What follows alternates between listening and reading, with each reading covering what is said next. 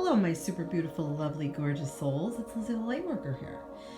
Today, guys, I'm bringing you a reading for Libra, and this is going to be messages from ancestors or a deceased loved one that would like to spread some messages. I'm thinking we're going to talk about what does your ancestor or loved one want you to know most of all? What can you do to better hear their messages? Something good that you inherited from them. What they want you to heal. How can you better honor their memory and how they communicate with you? Some ways that they may do that. So if you'd like to hear all these messages and more, please stay tuned and let's jump right into it. Okay, so Libra. Let's get out a message. We'll talk tarot first. What does your ancestor or loved one want you to know most? How truly beautiful and talented you really are. They want you to almost put yourself up on a pedestal, okay? They want you to realize that you have the star power, that you have so many talents. They may be going untapped. So a message from your ancestors with this card, the star card, could be to know your worth more, know your value more, and also know that your wishes, desires, dreams, all those things are being heard, whether they're in your mind and you haven't spoken them out loud or you have verbalized them. They want you to know that you can make anything you want happen. You just have to act. So if you are sort of planning something, or you have a goal in mind that, you want to tackle this goal, they want you to know that you have the power to do this. You have the star power. Also that you can never doubt yourself, okay? So never doubt yourself. Also know that you will begin a new healing process with this card when this card shows up. So there may be some things that you in the past were fearful to tackle in the department of healing. They're telling you that you're going to be given an opportunity to do a new type of healing that will bring you to a new level of understanding, and you'll have like this glow about you, okay? They want you to know your beauty. They want you to know your worth, okay? So let's get another message out. We can get a message for what can you do to hear their messages better? What is something you can do to hear their messages better? So let's go with a wisdom of the House of the Knight card. Okay. What can you do to hear your ancestors' messages better? Let's grab one out. Oh my goodness, they're all shuffling around. Okay, so denial. Now with denial, doesn't necessarily mean that, you're not open to the messages, but you may be somewhat fearful. You may be fearful that if you follow this path or you follow these messages that you're going against your, whatever your beliefs were that you were raised. I know a lot of people struggle with this when they start on their spiritual journeys. So this could be for you to believe in your ancestors' messages and to believe when you hear or see something that sort of piques your interest or makes you, those moments that make you go, I wonder. That's them speaking to you, okay? And they can speak in volumes to you if you only learn to pick up on those subtle things, okay? So this could be that you're denying the messages that are coming through, and in a way that you may not even know. It could be that you were fearful in the past, or, you're just unsure. You could have been raised by, a family that was not spiritual at all and didn't believe in these things.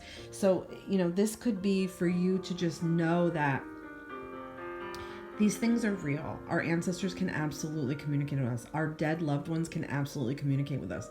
They like to do it sometimes in sort of like when you're in almost a dream state, or sometimes when you're half asleep, half awake. A lot of messages can come through that way as well. So pay attention to songs, pay attention to movies, books, titles of a book, titles of a song. If you find a penny or a feather, those are definitely messages from your ancestors, your angels, your guides, your passed on loved ones. They want you to know that they are with you, but you have to be open to this. And not be fearful and not deny some of the things that come through, like pass it off as, oh, that's just sort of a figment of my imagination, or, oh, that can't possibly be happening. Is it? It's those when you question yourself.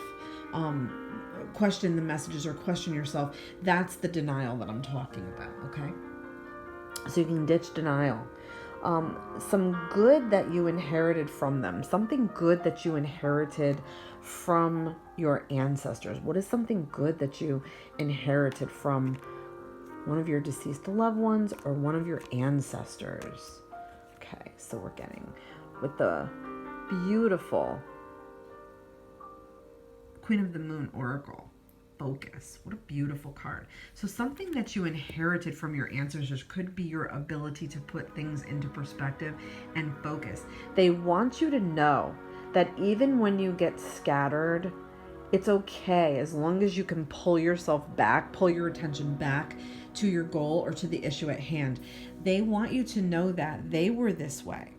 They were focused. They might have seemed like they were sort of stoic at times, or weren't able to access a lot of humor sometimes. That was because they were so geared up towards their goal, or so geared up towards fixing a problem or finding a solution or looking within for the answers. So they want you to know that that is something that they passed on to you. Your ability to focus, your ability to concentrate through tough times, the way you act sort of through chaos, you're able to pull it in and focus. That is something that you absolutely picked up from them, that they want you to sort of cherish this as a gift.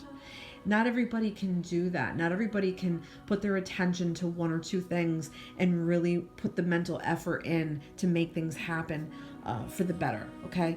Not everybody can do that.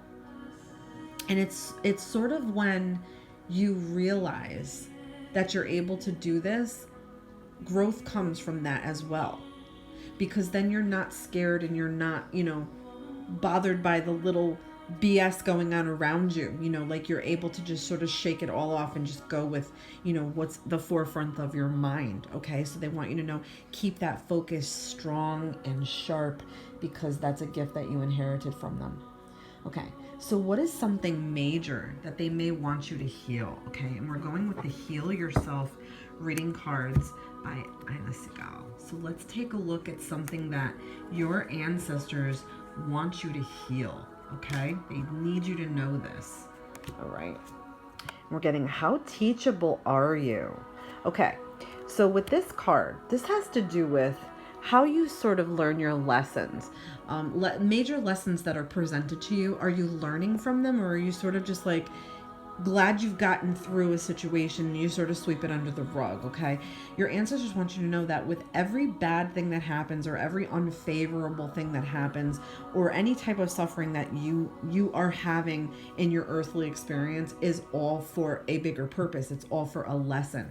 So if you're able to pick out the lessons out of these challenges, it's ensuring your growth, and it's ensuring that you've learned a valuable lesson that is actually food for your soul. Okay, it's what your soul wants. Your soul chooses to come back and incarnate multiple times for multiple lessons, so you can just continue to elevate and elevate and elevate. So that's a little bit of what may be needed the focus right now. So there could be something that you're missing, could be a repeated mistake or a repeated pattern that you're sort of missing the lesson. Okay, so your ancestor wants you to sort of focus in on that and question yourself as to if you're learning a lesson, or if you're just sort of like shrugging it off and getting through something rather than learning from it and growing from it. Okay, they want you to know that that is something that can sort of enable your growth and your healing for anything that you have to deal with or do. So they want you to learn your lessons and sort of learn them so you can teach another. Okay, like you might have a child that you're raising that, you maybe made these mistakes, so you can teach your child not to make the mistakes that you made. That's a good example. So yeah, they're questioning and wondering, do you know this? Do you know your lessons as they come to you? Okay, so it's definitely something that you may need to heal. You may have acquired lots of difficult times in your life that you just sort of got through them and never really learned from them or healed from them. So they're also asking you to sort of go back in time and look at those times and look at those things that were difficult, okay? Because they want you to heal them.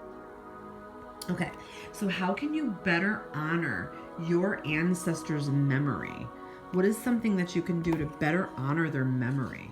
Okay, so we're going to pull from Vintage Wisdom Oracle and we're getting union. So something you can do, you can get like people together. Okay, like if this is grandparents, that are passed on, you can get people together to go through some pictures and tell some stories. Okay, your ancestors don't want life to stop after they've passed on. Okay, it's very important to them that families sort of stick together and be the glue for each other during difficult times and also during times of fun times. So the next reunion or the next event that you have, whether it's going to be the holidays coming up or a birthday or something like that, they want to be honored but in union with everyone else. So it could be something that maybe your cousins or your siblings or whoever's in your immediate family is sort of forgetting things or not bringing things to light to teach the youth about them, about the past, about our ancestors. They want to be acknowledged. So if there's ways that you can do that, simplest ways that you can do that is put pictures out. Have pictures, have like a little table where you have a picture and a candle that you light for their memory. They just want to be a part of things, like as if they're still here. Okay, so when you're having Thanksgiving dinner or Christmas dinner and it feels a bit empty, they want you to fill it in with stories. They want you to fill it in with memories of them. Okay, so they don't have to feel like they're not all the way gone. They don't ever really leave us, is what they want. So a good way to honor their memory is to get everybody together, sort of talk about them, sort of tell stories about your favorite time or something that they did that was great. Have pictures, like I said. Do these things because they're part of, I feel, what is a wholesome, good tradition for the youth. Okay, I fully plan to tell my son all about my dad and about my grandparents, and I have pictures and I have little things set up like a book for him. When he's a little older, he can understand, and I will make him know who these people were and how important they were. And your ancestors just love that, and that's exactly what they want. They want to be remembered, they want to be talked about, and they want to be honored. Okay, so that's a good way you can do that. So now we're going to tackle the last question, and it's going to be how they communicate with you. What are some ways that they communicate with you that maybe you're missing or you're not understanding? And I'm going to pull from, again, the Heal Yourself reading cards. So we're getting dreams. So absolutely. This is a good time to pay attention to your dreams when the veil is thinning. Okay, we're coming up on October 31st and All Hallows Eve. So, dreams are very powerful, very potent. If you're someone that doesn't remember your dreams, you can ask yourself sort of subconsciously, what do you feel, or what is a lesson that your dreams are sort of trying to tell you, that your ancestors are trying to tell you? And the first word or the first phrase that pops in your mind is going to be the right thing, okay? But yeah, they can come to you in your dreams. I know I say this a lot, and it is true. They can come to you, they can visit you, they can pass messages to you, they can just appear and not even say anything at all and just sort of look at you lovingly. They just want you to know that they're still in your life. They're still a presence in your life, and they're here to protect you and love you, and it's just like loving you from afar. Okay, so anything that they want to pass to you that maybe in your waking everyday life you're not in tune to, you're more in tuned in your dreams. Okay, so they want to pass you messages in your dreams, or just like I said, let you know that they're there, they're loving you, they're there to support you from the other side. They may be praying for you for something good to happen, or for you to get past an obstacle. They are there for you, and that is a sign of putting their strength through to you in a subconscious way. It's like in the dream, they can put their strength through to you. They can push it through to you. So you might feel better about a situation if you've had a dream recently about one of your ancestors, just to know that their presence is there. So just be open to your dreams. And, some of us, we can get a dream diary and write some things down. If you see some patterns or some things that are sort of reoccurring, you can apply them to your everyday life. And that's exactly what your ancestors want you to do and your loved ones in heaven. I hope you enjoyed this video. Please give me a like and a subscribe, like and share, and check the description box for my private video reading link information for private readings. And I love all you guys so much. Thanks for stopping by. This has been Lizzie the Lightworker.